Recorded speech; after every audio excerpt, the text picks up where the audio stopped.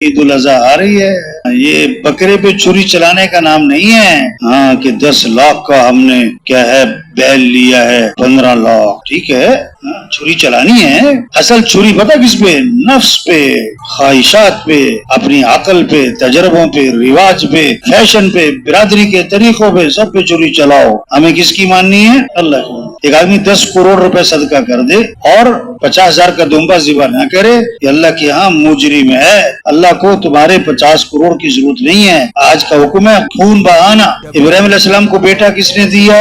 اللہ۔ اور ذبح کرنے کا حکم کس نے دیا؟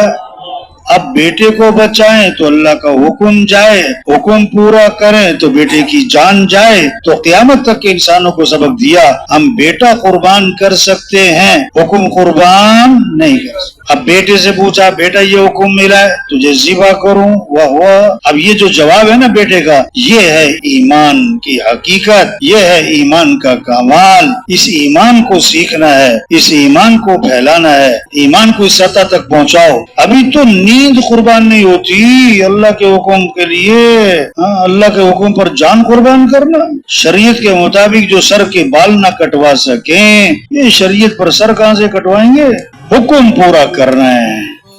سوشل میڈیا پر سب سے قدیم اور سب سے ریلائبل برانڈ درسقرآن.com